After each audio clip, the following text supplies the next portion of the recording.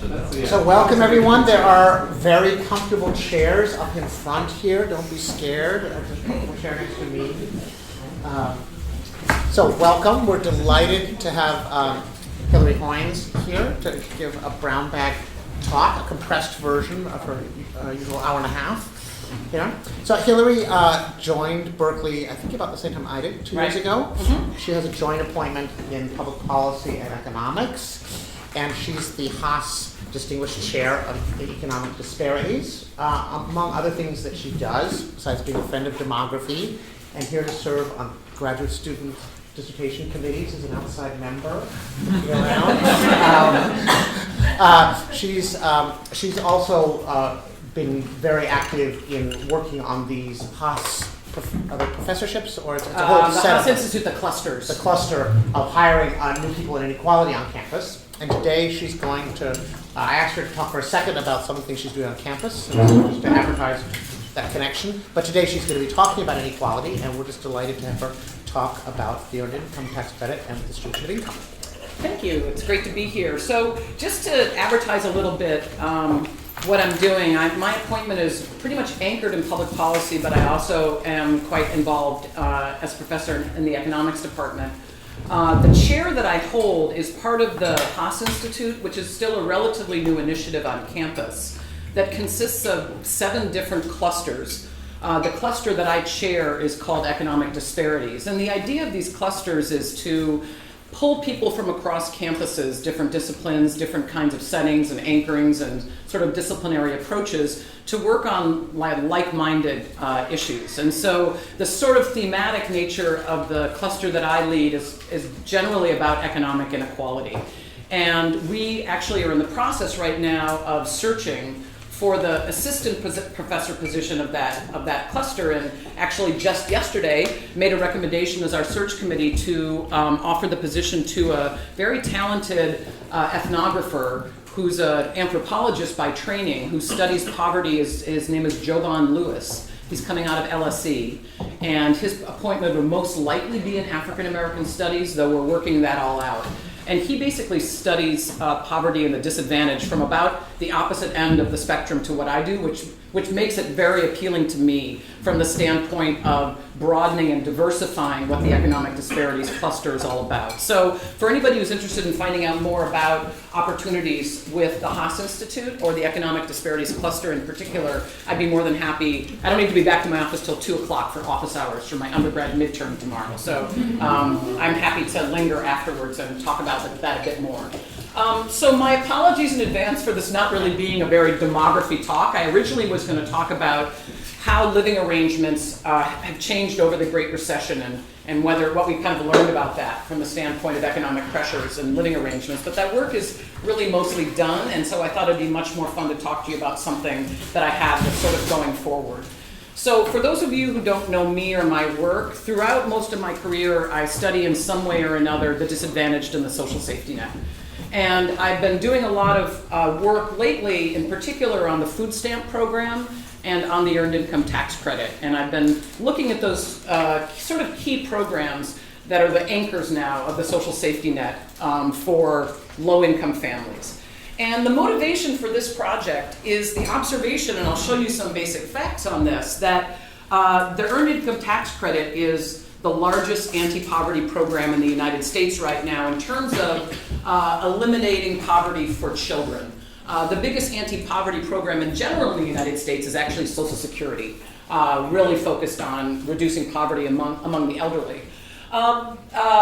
We know a lot about the EITC. There's been a lot of work that's been done on it. Primarily, the emphasis in terms of our scholarship on the EITC examines how the credit affects decisions around work and labor supply, and there's a lot of interest in contrasting the predictions of the earned income tax credit, which is a very clear pro-work based redistribution program, to contrast that against traditional welfare, which is sort of redistributing income to a similar group while essentially discouraging strong connections with the labor market. Yes? Yes, for those of us who are not familiar with the program, yes, we are going to give some definitions. I'll talk to you about it. It's basically what's known in Europe as generically in-work credits. And I'll be much more specific about that when I talk about it more. But essentially think of it as an earning subsidy. You earn some income, and through the tax system, that's subsidized by getting a tax refund to kind of add to your earned income. But I will talk about that in more detail. So where we enter this quite, this area where there's been a lot of scholarship is to ask the question, how does the EITC affect lower tail inequality? How does it affect the distribution of resources in the economy for, essentially lower income households? So I'm going to show you some statistics that Census puts out every year that talks about the number of people who are removed from poverty by the EITC, but that calculation is static in nature. It just simulates eliminating the EITC and assumes no change in behavior. So essentially what we're doing is something rather modest and just saying, let's build in the behavioral response to the earned income tax credit as part of that calculation. And on net, what we find is that in the presence of an earned income tax credit or an expansion of the earned income tax credit, we end up with more people in labor force and more earnings. So the EITC leads to reductions in poverty, not just because we're putting money in people's pockets, but that we're doing that at the same time that we're encouraging more work, and empirically that's very large. And so the takeaway is our estimates of the anti-poverty effectiveness of the EITC might be underestimates by about half of what the credit actually does. And so, it sort of speaks to the broader interest and concerns in trying to use policies to try to affect the distribution of resources in the economy. That's sort of the broad pitch of the project. So against this backdrop, the last 20 years has been characterized by this kind of very significant shift in our social safety net for low-income families with children. We've essentially reformed cash welfare. It's very minimal now, and we've sort of replaced that with an in-work-based redistribution system, with their kind of social contract that if you work will provide assistance to try to get people's incomes closer to the poverty line. That's sort of the behind-the-scenes kind of preferences for that. So now we're at the point where 20% of all tax filers in the United States claim the earned income tax credit. So its reach is significant. And about 44% of filers with children claim the earned income tax credit for a cost, I don't have it here, but about $60 billion, and reaching about 28 million tax filing units or families, if you want to think about it as such. This If you go on unemployment, if you lose your job, do you still get somehow? So the EITC is based on annual income. So when you file your taxes, it just takes your earnings last year, and you either are eligible or not eligible, depending on how high your earnings are. So in principle, you could lose your job halfway through the year, have earnings of $15,000, get an EITC, and also be eligible for UI. And EITC is not counted as income towards anything because of its kind of feature through the tax system, which is kind of an interesting aspect of the program, though not one I'll kind of talk about today. So yeah, in principle, you could receive both. In practice, they're not particularly overlapping. Even in the Great Recession, there's not a lot of people getting both. So this just gives you a sort of $30,000 view of the contrast of the earned income tax credit in black and traditional welfare, what was AFDC and is now TANF. And this is just plotting our per capita real expenditures on these two programs that are kind of serving a similar population. And in the gray barred areas are recessionary periods. And what you can see is that, welfare reform occurred. TANF is just really small right now. It's just not reaching very many families. And I kind of have a separate research agenda all about the Great Recession and what can we learn about the social safety net and what it's doing by taking this lens and viewing how poverty was affected in the Great Recession, given this change in policy. So at the same time that welfare is reformed, the earned income tax credit is expanded. Patrick. Those jumps in recession periods in the EITC, are those reforms to encourage? This particular one right here is one of the aspects of the stimulus was introducing a more generous credit for families with 3 or more children. So that jump right there is purely a stimulus element, and that particular element of the stimulus has not been expired yet. So that's still there. This is not a sort of increase in demand for the EITC as it relates to the recession, because after all, what we actually know is that, well, you need a job to have the EITC, so it's actually a terrible countercyclical. I mean, that's actually one of the things I'm trying to get out there and make sure policymakers know that When we move to an in-work support system, one thing we really use is out-of-work support. It's kind of obvious, but we can sort of see in the Great Recession that extreme poverty was much more volatile than we would have expected, essentially because there's no TANF. So in any case, that bump there is purely an increase in the benefits. The number of recipients stayed pretty flat or went down, in part because you need a job to have the EITC, so some fraction of people end up dropping off because they don't have employment. Okay, so what you can see is that, and I feel like this PowerPoint is it's off a little bit. If it's a problem, I can always open the PDF. But this tells you that the population that I'm going to focus on today is single women with children.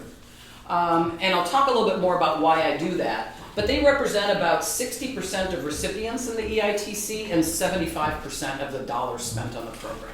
The EITC is based on family earned income. You need to have earned income to get the EITC. And eventually, it's a public assistance program. So if your income is too high, I'll show you, say above about $40,000, you're not eligible for the credit. And because of the greater disadvantage among single parents, there's a disproportionate share of the recipients of the EITC that are single parents rather than married couples. And so I'm going to focus on that group in the work today. It's a refundable tax credit, which means that if you earn a certain amount of money and you owe $2,000 in taxes, but you're eligible for a $4,000 credit, you get $2,000 in a disbursement in the mail. There's other credits that are non-refundable and that can only reduce your tax liability to zero. They don't actually lead to a transfer. So you want to think of the EITC as a dollar. A dollar is a dollar.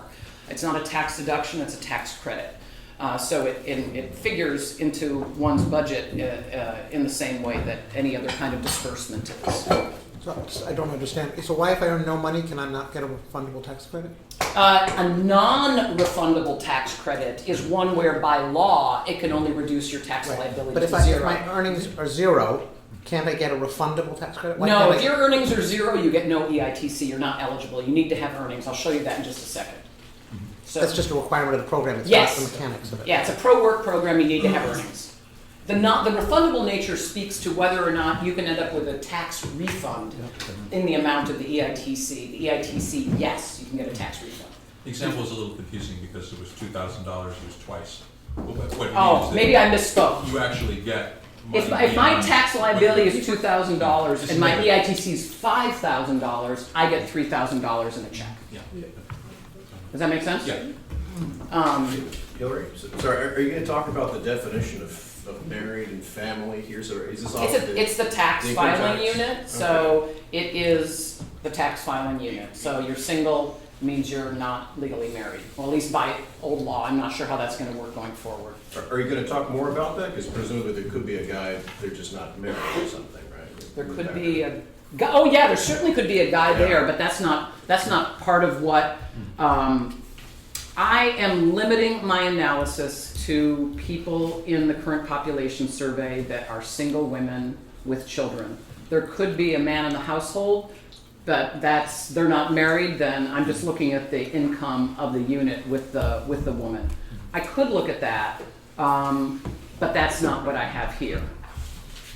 What I'm remembering is that I think you had earlier work that suggested the ITC pushes the mom out of the labor force. Oh yeah, that's like the first order effect of the EITC, and you'll see that Okay. in just a second. Okay. So hold that thought and maybe ask it later. So the static calculations that the census does every year basically takes current income, they zero one of the incomes out and recalculate poverty and ask how many people are removed from poverty from that program. And just to point out the importance of the EITC against this backdrop, the EITC, when looking at children, is the most important anti-poverty program in the United States. So almost 5 million children live in families where income is raised above poverty through the EITC. And next in line is food stamps. During the depths of the Great Recession, these two lines were closer to one another, and SNAP was almost as anti-poverty improving as the EITC. To put it in perspective, if you take all non-elderly individuals in the United States, Actually, Social Security and its related program, disability insurance, is the biggest anti-poverty program more broadly. But for children, it's the Earned Income Tax Credit. In the interest of time, I'll skip this and let me talk about exactly about this issue about employment incentives and why it's interesting to look beyond those static calculations. The EITC, everybody is eligible, but the generosity of the credit depends on primarily the number of children or dependents in the household. Those without any children at all are eligible for a very small credit. So the majority of the resources, 95% of the money spent on the program, goes to families with children. There are 3 phases of the Earned Income Tax Credit. If you have very low earnings, the program looks exactly like an earnings subsidy with a rate of about 40%. So I earn $1,000, I get a $4,000 tax refund. So it's really, think of it as a 40% increase in your wage that you can earn in the labor market. Yeah. So is the CTC internalized to the EITC, or is that a separate tax credit? It's very related, although it extends much higher into the income distribution than the Earned Income Tax Credit. It just so happens that the calculations that Census does includes the child tax credit in there, but I'm going to be focusing on the Earned Income Tax Credit, which is much more targeted at the low-income population. So that's observation number 1 about the phase-in rate. And then eventually, because not everybody's eligible for the program, you need to phase out the credit as well. And that's done at a relatively low rate of 20%, low at least compared to traditional welfare programs where income is often phased out at a much faster rate than that. So you end up with a schedule that looks like this. If I have 2 children, this is for 2014, if my income is below about $12,000, $13,000, for every dollar that I earn, I get this credit that increases at 40 cents on the dollar. Once my income my earnings gets over about $20,000, for every dollar that I earn, I start to lose the EITC, until eventually at about $45,000, I'm not eligible for the credit anymore. Okay, and the credit, and then the schedule varies by how many children you have, and these dotted lines are small expansions in the credit if you're a married filer. I won't talk about this, but it's to try to reduce the marriage penalty that might exist because of this program, and work by me and others suggests that we shouldn't worry about that. People don't react at a very high rate to those incentives. But that's not what this paper is about. So what we see then is that the EITC creates a strong incentive to increase employment. So that graph that I just showed you basically says you only get this if you work. So the simple prediction is we're just raising the incentives to work. So we'd expect in a world with the EITC or a more generous EITC, a greater share of people would be working. It's unassailable, and a lot of work has looked at that. And I'll start by just reviewing that evidence with what I think is a slightly more convincing graphical event study framework than what others have done. But essentially we replicate what others have found, that the EITC leads to a very strong increase in employment. But you might be concerned that among those that are already in the labor market, they could face a sort of marginal incentive to work less. We find the literature as a whole finds very little evidence that those that are already in the labor market sort of work less when the EITC is there because of that phase-out rate. In principle, they might. Theory suggests they will, but in practice, those responses are fairly small. So the sort of net effect is that with the EITC, we have more employment and more earnings overall. And so with an interest in looking at the effects of the program on income and poverty, what we see is that the static calculation just measures this pathway. We give people money, that changes poverty. What it's missing is that when we provide the program in this way, it also leads to more work, more earnings, and that itself additionally contributes towards reducing poverty, and that's what the official statistics and analysis have just sort of missed. At the same time, our approach, because we look at overall effects on income, also captures the fact that as people in this time period of decreasing welfare and increasing EITC, people are losing welfare income as they sort of make the transition from out of work and maybe having some out of work social supports to in work and having less out of work social supports. And so we're capturing the sort of net effect of all those things. Yeah. I might have missed this, but is this received as a lump sum, like as a tax refund? This is received as a lump sum, generally by most people in February. In February. And there's a quite interesting, growing, though recent literature, trying to really understand how, as a public policy matter, giving social benefits as a lump sum compared to over the course of the year might lead to very different outcomes in terms of health and well-being, what people spend the money on, and I'd be happy to talk afterwards about what we know about that. This is sort of not taking any stand on that and just kind of measuring it as another source of annual income. But it is an important feature of the program that is quite interesting as an object and as a kind of element of the public policy. That's right. Okay, so I think I said all this. So let me tell you about our sample and how we go forward. What we're going to use primarily is the current population survey, which we're going to have annual data on overall income. My co-author I didn't mention, Ankur Patel, who's a former PhD student of mine, actually works at the US Treasury, and so we have access to this incredible universe of tax records. But if you want to look at a program where people are on the margin between entering work and exiting work, you really need the full sample of the population of both in and out of work, and the tax records are just not going to give us the full picture. And so we focus on using the current population survey. And as I mentioned before, we're going to limit in this paper in our analysis to basically single women who aren't in school and so on. And we're going to limit this to a population where individuals have less than a college education in order to try to target on those who would be more affected by the earned income tax credit.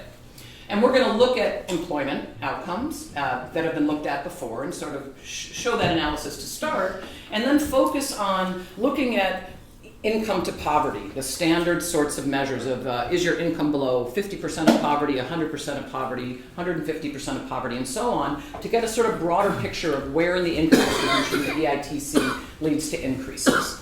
And we're going to do that we have a sort of measure of after-tax and transfer income that's comprehensive, includes the tax system that we estimate with a really cool online program called TaxSim, as well as in-kind transfers that people receive, say, through food stamps, as well as other cash assistance programs. Yeah, Danny. So you mentioned in the diagram chart that one pathway by which the ATC may matter is effects on fertility and family planning.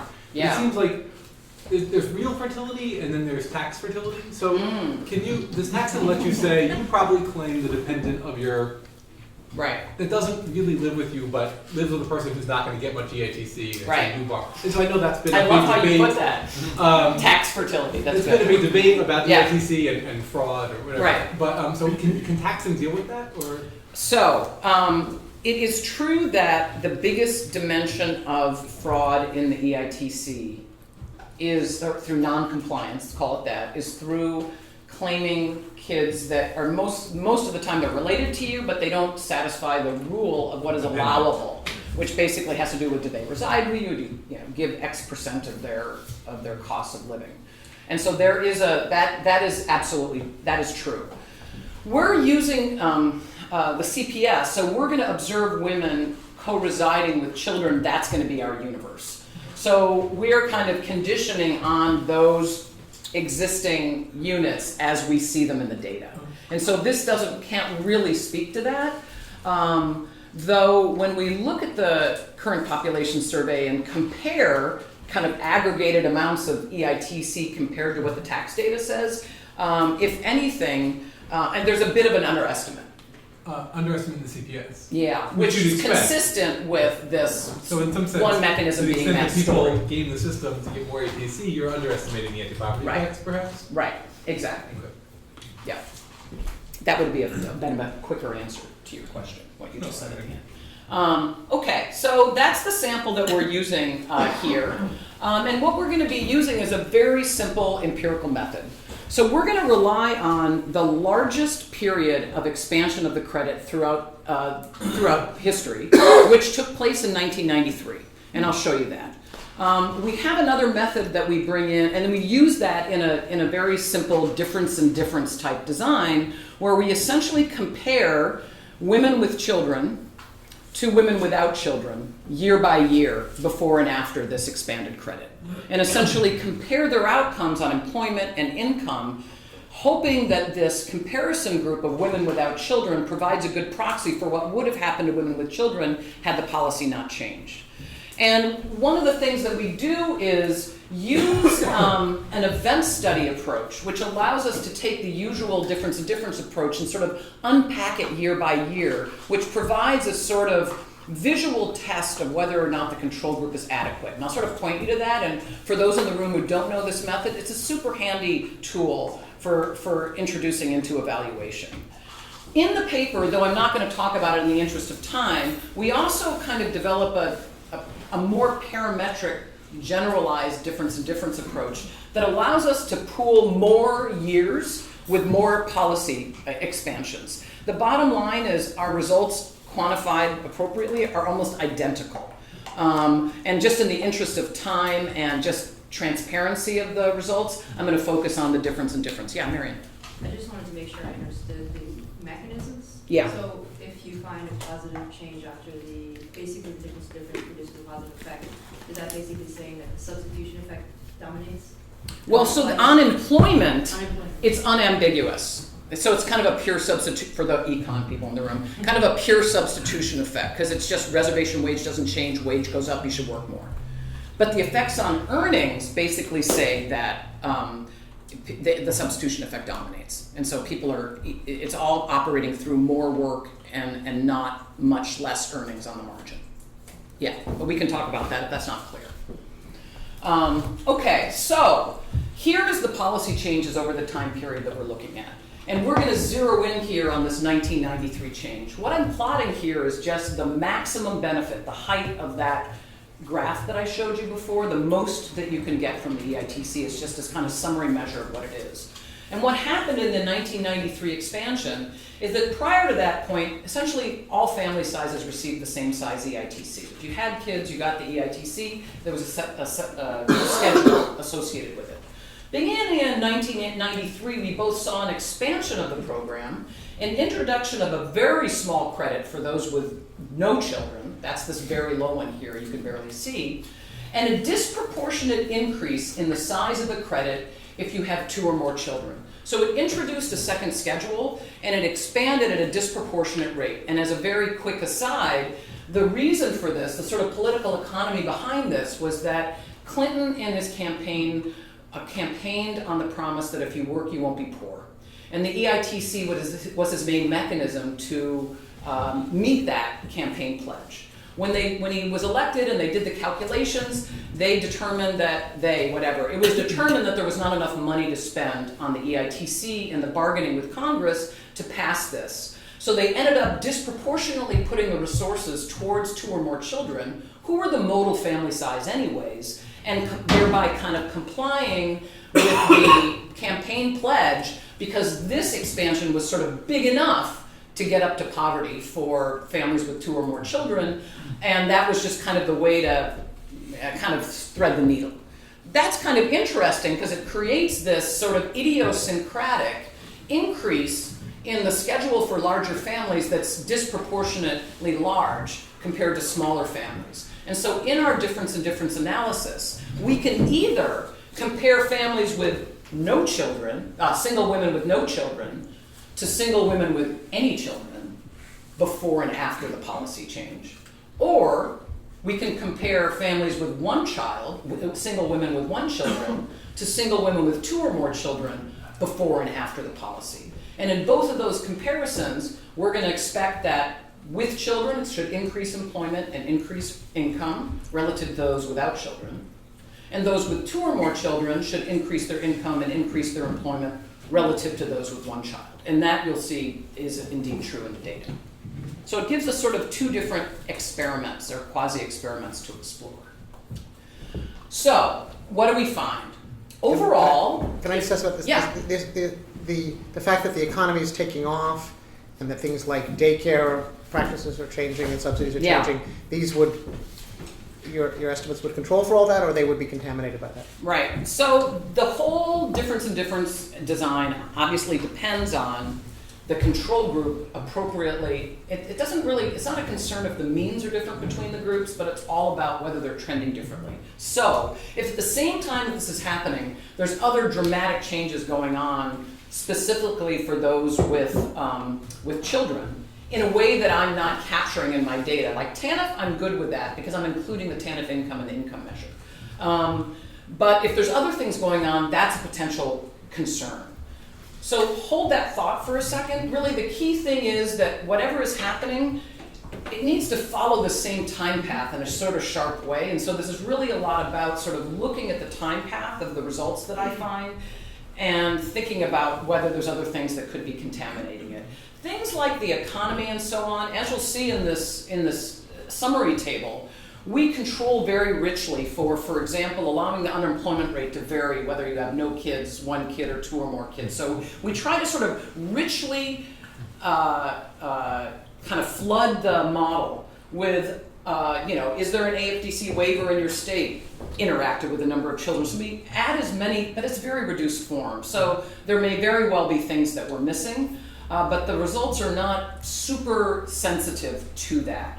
Though the most important thing here is that we do know that generally speaking, as a sort of structural element, people without kids and with kids do on average have different risks of gaining or losing jobs over business cycles. So controlling for a cyclical kind of influence differentially for these groups is the most important thing we control for here. Yeah, in the back. Does it affect the specification that the control group can sort of bleed into the treatment group as some single women have children? Yeah, so if you think back to that flow chart that I had fertility and marriage sort of not in white, which is to say outside my paper for now. But I'll say that the work that has looked at this shows that very small movements in both numbers of children and filing or marital status in response to this policy. So I don't think that that's a big concern, though theoretically it could be. But in practice it doesn't appear to be. Okay, so on average, what does this show? It shows that, so in the basic difference in difference model, where essentially the dependent variable here is do you work? This is starting with employment. And the difference in difference model basically shows that after the 93 expansion, folks with one child, employment rate went up by 6.1 percentage points relative to the control group. And if we break this apart to look at the difference between those with two or more children compared to one child, remember we have two experiments, with kids compared to without kids, or bigger families compared to smaller families, we see a response for those with two or more children relative to one child. So the people without kids are dropped as the control group here, and instead we have women with one child as the control. In order to try to compare these things in all of the tables, of which I think I'm only showing you two, the rest are going to be graphs, we can convert this to, this is a very reduced form estimate, we can do some side analysis in order to say, per $1,000 in received federal EITC, how much is this changing? And that allows us to make sort of comparisons across columns and across other sorts of analyses. So what we find is per $1,000 of expanded EITC, employment goes up by 7.4 percentage points, which is big, implying an elasticity of about 0.4. So a 10% increase in income opportunities, a 10% increase in employment. These estimates are very much in line with what's been done in the literature so far. What we do, though, is break this out into an event study, which just takes that difference in difference analysis and unpacks it year by year. So just to orient you, whenever you have multiple years, one is going to have to be your omitted group. The practice is for 1993, the base year for our policy change is the omitted group. And so each one of these parameter estimates, along with 95% confidence intervals, tells us about the difference in employment rate for the women with kids compared to without kids, for, in this case, 1992 compared to 1993, the difference in difference. And the point of this, and then laid against this, is the red dashed line, which is just the policy change, just to kind of orient you as to what we would expect to see. The red line just plots out how did the policy change for those with kids compared to those without kids as we marched through that 93 expansion. So, just one second. 2 takeaways from this. Number one, what we look for in a event study is that the trend prior to the policy change looks pretty flat. And that is sort of our best data-based evidence that the control group is valid. Number 2, and we can talk about whether that looks like it's not flat or not, so just hold that thought for a second. Number 2, the difference in employment between the treated and the control group starts to grow as we move past the reform, and indeed, as it turns out, the reform takes several years to phase in, so maybe it's not surprising that this change in employment doesn't happen immediately. The magnitude of this is very consistent with the table. It's the same thing, it's just unpacked year by year.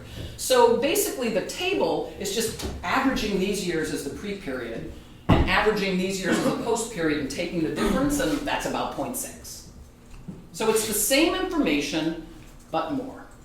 Yeah, wait, in the back. Yeah, I just wanted clarification. The red dotted line is the maximum, that's the change in the maximum benefit that a single person could receive given those conditions. Yeah, so just to be concrete, it's just taking basically the average of these two and minusing from it this and doing it year by year through the policy change. It's just that. Okay.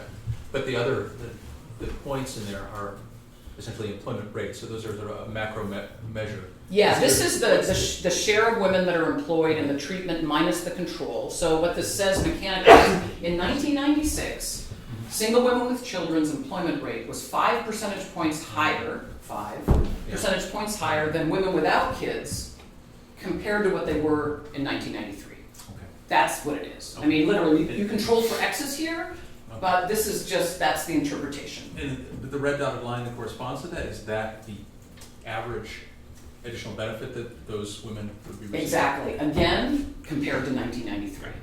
Yeah. So it's just anchoring your ideas about what you'd expect. Yeah. Is the employment rate the dimension that we think this will have its effect on, or is it working more hours, or The first order effect is employment. The second question is, should it mean you work more, work less? That's sort of what I was talking about earlier. It's a little bit less clear that for those guys that are already in the labor market, especially given that so many of them are in the phase-out region, theory tells us those guys should actually work less. What it looks like is people don't change their hours very much. So the benefit was there, it gets more generous, so people start working that weren't working before. Exactly. That's what this shows. Okay. Very consistently with what others have done. So now what I can do is, I can push this a little bit further. And so I'll just show you that quickly and then save the remaining time to show you what the effects on income, but I've now kind of got the structure in place. I can show you what this looks like for comparing those with 2 or more children compared to none, or 1 child compared to 1, because after all, the expansion was bigger for 2 or more children. We saw that before. And indeed, the employment effects are bigger. In fact, the employment effects for those with 1 child compared to none, at least year by year, are not even statistically significant. Yet if we pool them all together, they are. But mostly this is showing this qualitative pattern that we get increases for both and much larger for the bigger families, consistent with the policy change. Yeah? You may have mentioned this already, but is this an intent to treat, or are these people observed? These right here are intent to treat. When I showed you that in the table, the per $1,000, that's treatment on the treated. And we can talk about that later for people who don't know what that means. Secondly, the reason why I only use 2 pre-periods here is because the policy change, there was another policy change back in 1990, and I didn't want to sort of pollute it with that. But the cool thing is, if I focus on the comparison for 2 children compared to 1, then prior to this policy change, there was no difference between them, so it's a kind of, I can have a longer pre-period, which is sort of helpful. So if I do that and compare 2 to 1 in this much longer time frame, you can see, yeah, it's a bit noisy, but this increase that we see starting after the 1993 expansion really doesn't seem to be the continuation of a prior trend.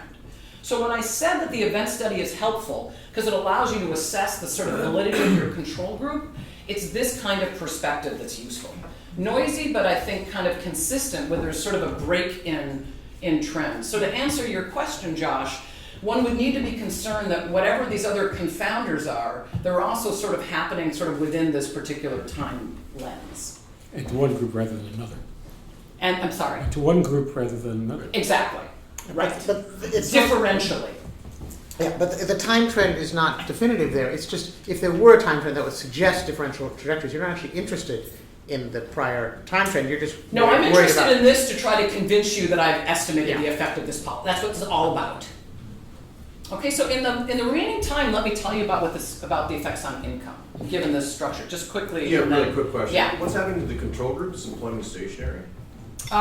It's generally, overall, I took it out of the talk, but it's very slowly kind of trend down, other than some little cycles. It's not, I'll show you that at the end maybe, just to show you how dramatic these are. So, okay, the distribution of income. I can do the same thing now, except now on the left-hand side is your income above 100% poverty? That's just one cut, a particularly interesting cut on the data. And within everything is the same. So what this shows, just to get things started here, is that just like employment, and this is comparing those with any children compared to none, we not only see employment going up, but we see the risk of poverty going down, or this is showing your income's above poverty, so that's going up. How big is that? It's about a 7.9 percentage point increase in your income being above poverty, or reduction in your income being below poverty. I can do this. This is what it looks like if I do that same comparison and look way back in time to convince you that it's not just a trend for the groups. But critically, this is what it gives us. Okay, so this is sort of the big picture about income distribution, trying to be mindful of time.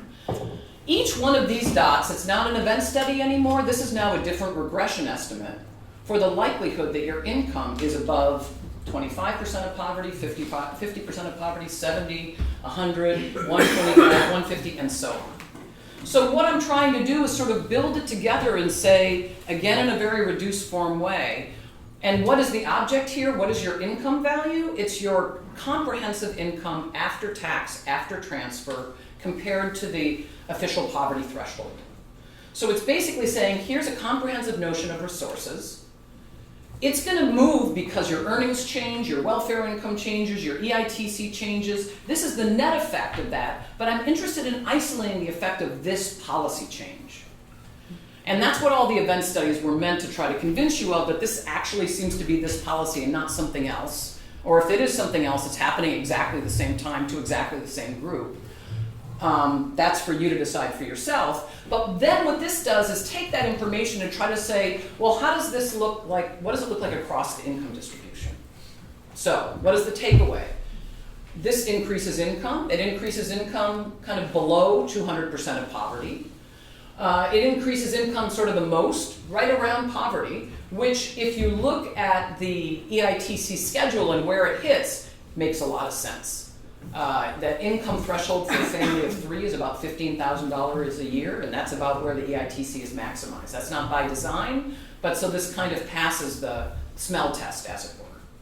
I can use this now and say, I can take my model, I can then simulate the elimination of the EITC, but with the behavioral changes embedded in it.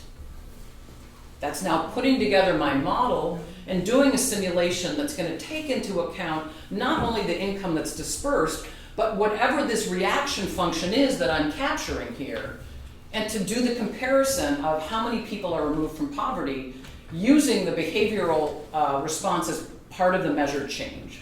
And so the takeaway from that is the following. For 100% of poverty, the gray line is what is the simple static calculation for my sample of how many people, how many children, this is children, are removed from poverty. And note that that's 1.25 million. Remember I told you before, the credit as a whole removes 5 million kids from poverty? So I'm not doing the whole analysis because I'm focused on single women, not married couples, and I restricted the ages of the women that are not in school, that don't less than a college degree. All of that sort of narrows down the measured number of children removed from poverty. But the gray bar is what you want to use as, this is the static measure of how many people are removed from poverty. The shaded bar says, well, how many are removed from poverty if I build in the behavioral estimates that my model is capturing in its admittedly reduced form way. And so the takeaway is that we're underestimating this by about half. And of course, then I can say, well, 100% of poverty is interesting, but I can look at other cuts of the income distribution. And so we see a lot of gains also at 150% of poverty. We don't see a lot of gains in extreme poverty, and that's mostly because that level is so low that that is overall a population that doesn't have a very strong connection to work. And so yes, there's some action going on there, but the behavioral response isn't really adding much to what's going on. So what this is missing in terms of the big picture of what the EITC does is that the most important thing it's missing is married couples. So I mentioned before that married couples are about 40% of recipients and a quarter of the cost. On average, married couples have higher income than single individuals, and so they tend to be much more likely to be in the phase-out region. Secondly, prior work mostly by me and some by others shows that because of the two potential earners in the household, we don't really have a clean prediction that with the EITC there should be more work. And in fact, what we find is that men basically don't change their labor supply, and women weekly work a little bit less in a kind of secondary earner way, which is very much consistent with the theory. They're rather modest changes compared to the big increase for singles.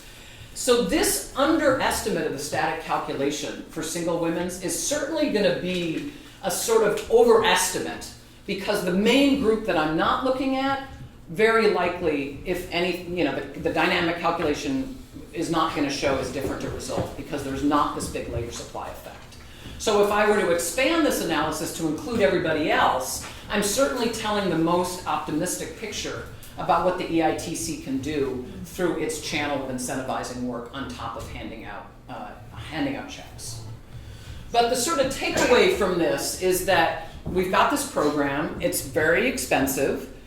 It is one of the more efficient ways that we have to redistribute income because it's increasing incomes while promoting work and increasing earnings. And so you get that sort of double dividend of having a program like this in place because it's reducing poverty and increasing incomes through these two channels, through the fact that you're obviously putting money in people's pockets, but you're also kind of matching what they can get in the workplace in such a way that what it leads to is more work.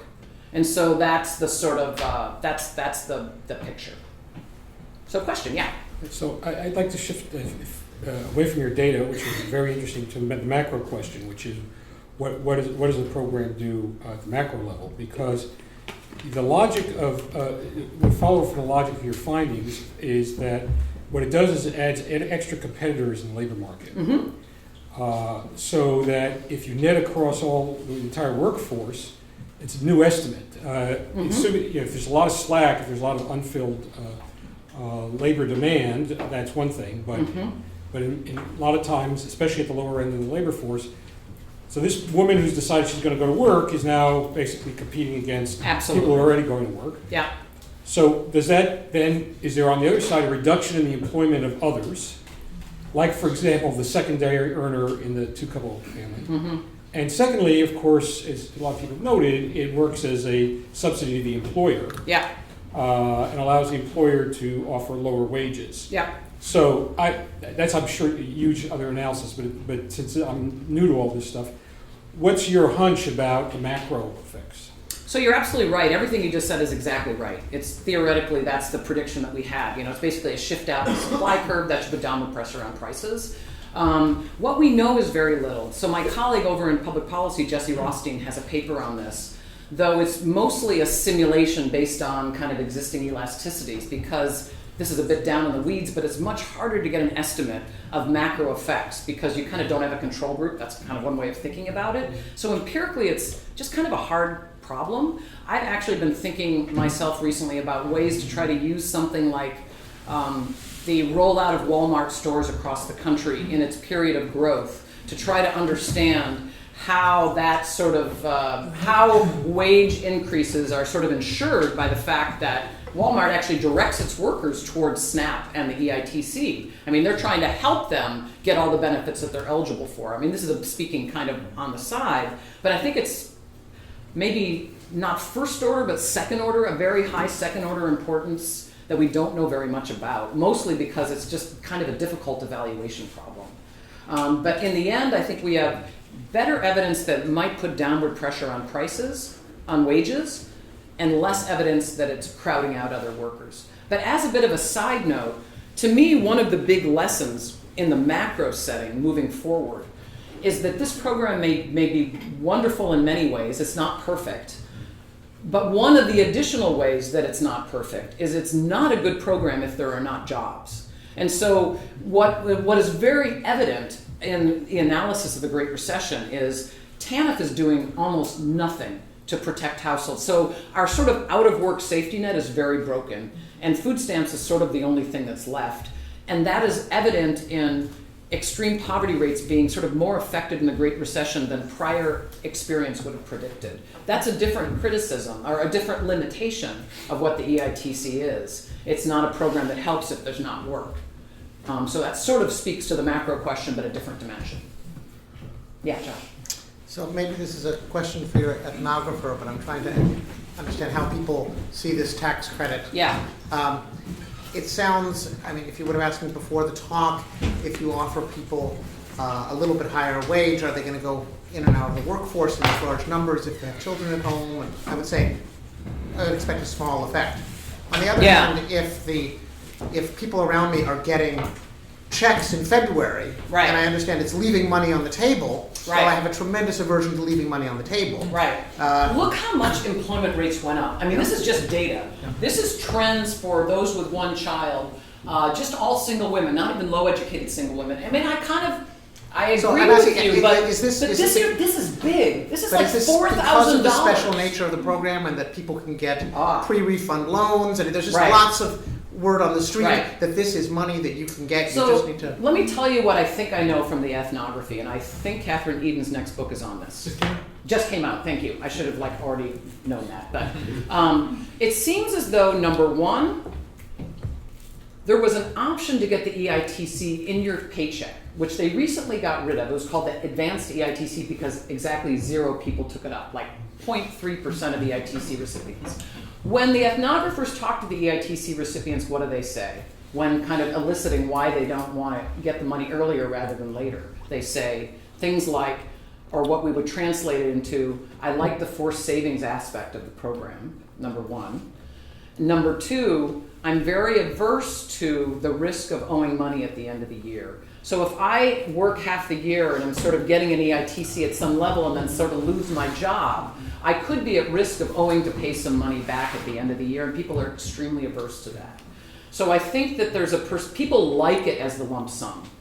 They do not take advance loans on the EITC throughout the year, but what is very common is the fraction of taxpayers that use paid tax preparers is very U-shaped. It's very high among low-income recipients, and EITC recipients in particular, and then there's a sort of a vast middle that nobody uses a paid tax preparer that goes up at the top. One of the reasons why folks do that is they can get automatic refunds at H&R Block, and then H&R Block is then reimbursed by the Treasury, and there is a very high sort of implied tax rate in that, interest rate in that transaction. And so people are very wanting to get that money as soon as possible, but somehow not translating in a way that allows them to smooth it over the year. So people seem to like it. People also don't view it as a work program. They view it as, what's the terminology that's used that Catherine Eden talks about it? It's like my work bonus is sort of its perception as opposed to a handout or a government program. A lot of people kind of think of it as their work bonus. I think I'll learn a lot more when I read the longer piece on it, but I've been sort of just some of the articles of hers that I've read on the way to the book I've looked at. So I think people have been doing the ethnography, but we still have more to learn about it. Yeah. Yeah, I'm from public health. It just seems to me so small, this increase in employment of just 7%. Percentage points. Percentage points. So the employment rate for this group went from 70% to 85%. You know, I mean, I just gotta tell you, in the spectrum of public policy, this is like the biggest freaking employment rate anybody could ever have expected. I mean, it is big, but this isn't all the EITC. This is welfare reform, the strong economy, and the EITC. This is just data. But what I said was it was like a 6 percentage point increase on average, and you can see that that's about half of the increase that we saw. So I don't know, is it big, is it small? I'd say it's big, but I think Bill Clinton goes around telling people it's big, but that could just depend on your perspective. Thank you. Yeah. Yeah. So these are some broader questions, but one is that you sort of compare this to other anti-poverty programs Right. that show that these effects are very large, even larger with behavioral response. Right. But it seems like part of it is that this is targeting, maybe it's moving people over a threshold, but people who perhaps. Yeah. So one comparison is who among the poor is being helped, and you saw some of that. And then the Right. other is part of this lump sum, which is if we're interested in annual poverty, or are we interested in sort of even monthly poverty or Right. income volatility? It Right. seems like these different programs approach that very differently by design and maybe by preference. Yeah. The ITC helps your annual income be out of poverty, but up until February, your income could be much lower. Whereas TANF Yeah. is a regular payment, SNAP is a regular payment. So I don't it's I- not exactly a question, but I totally agree with what you have to say, and I think there's a lot of people working to try to understand about this effect of a lump sum versus, to try to kind of ask what the counterfactual might be. And so there are people who are looking at things like quarterly consumption data and sort of looking at, well, how does this kind of research design I just showed you translate into how your consumption changes, to try to learn what they're spending the money on, and to try to then wrestle with the counterfactual of how might it be different if it was spread out throughout the year. And the more that we learn about the importance of short periods of extreme deprivation and the issue from the public health perspective on that, I think puts up some like red, cautionary yellow lights on this. I guess I would argue that this doesn't mean that we don't need to have other supports in place, but it seems to me that this is a quite effective way to try to increase annual after-tax income. But, yeah. Would getting the EITC on a monthly basis, would that reduce their eligibility for SNAP or anything else? Right now, because the EITC is not income, So, okay. for the purposes of calculating eligibility for other programs, it basically is not counted for things. I wouldn't even. It would be interesting to know that if it was sort of converted to a packet you get in your paycheck every month, whether somehow its legal utilization in the context of other programs might change. I don't know. I mean, I honestly just have no idea about that. Maybe, but right now it's kind of off the radar. But that may have to do with it being a lump sum. It may. That may. Yeah, Ken. Why is it February and not May? Ah. These people. Okay, so when do you file your taxes? Like, my husband's self-employed. We file as late as possible. They file early because they get a refund.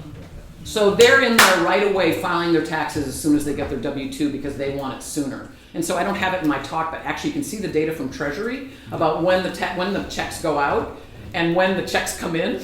And they're very, very different parts of unfortunately I'm usually filing in August because my husband gets an extension every year. That's too much information. But it's his business, not mine. But yeah, so people pretty much file right away, and so it tends to be in February is when the So checks there's a come. macro benefit to the IRS. Well, there's a stimulus to the economy of the spending that might occur with it, but that's true. Yeah.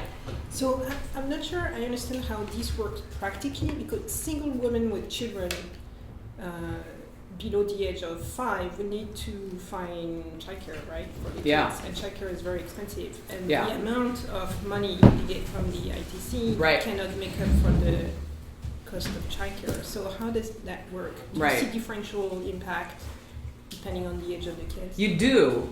Interestingly, the strongest effects for women with young kids. Not very young, like not under 2, but mostly because I think in just the baseline setting, women are already kind of, this is sort of what this is doing, is sort of maybe nudging them to enter work a bit earlier than they might have otherwise done. And that just in the life cycle, many of them would end up in work anyways eventually, and so this is a sort of moving up ahead of the timing. I completely agree with you. What we know is that a lot of these women use kind of informal childcare kinds of arrangements. for precisely the reason that you mentioned. Some states are using some of their TANF funds towards, because they're not paying out a lot of cash benefits, to use it. They're allowable, and many are using it to try to increase childcare subsidies for low-income women. So some women are able to get that, but that's pretty limited. Some women are able to enroll their children in Head Start, which is a publicly funded preschool that's reaches kids who are ages 3 and 4.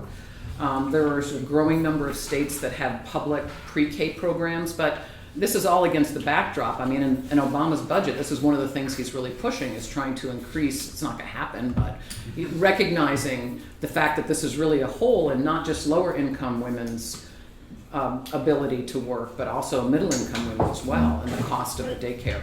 So I think that the thing to say would be, if we had a better system in place, a more generous system in place, like the crèche system in France, then we would expect to see a bigger effect here. So this is an effect that's against a backdrop of, admittedly, a very not generous social safety net broadly in the United States. So that, in a way, makes the labor supply effects more impressive. Yeah, but if for the same amount of money, wouldn't it be... That is an important question. If the issue is to push Right. people into employment, and you're looking at, you see that the effect is particularly for single women with kids, wouldn't it be a I think that is a great investment? question. I don't know the answer to that. I should.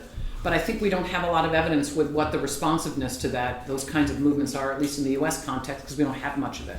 But I think that's a really important question. So should I put the next $10 billion towards expanding the EITC or spending money on high quality childcare?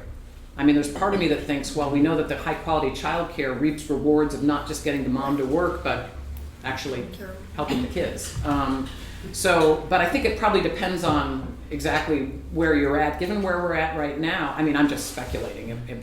One could maybe make the argument that that's where the additional dollars should go, rather than expanding what this is already. But I think one would need to know more to say that with more confidence. Thank you very much. All right, thanks for having me.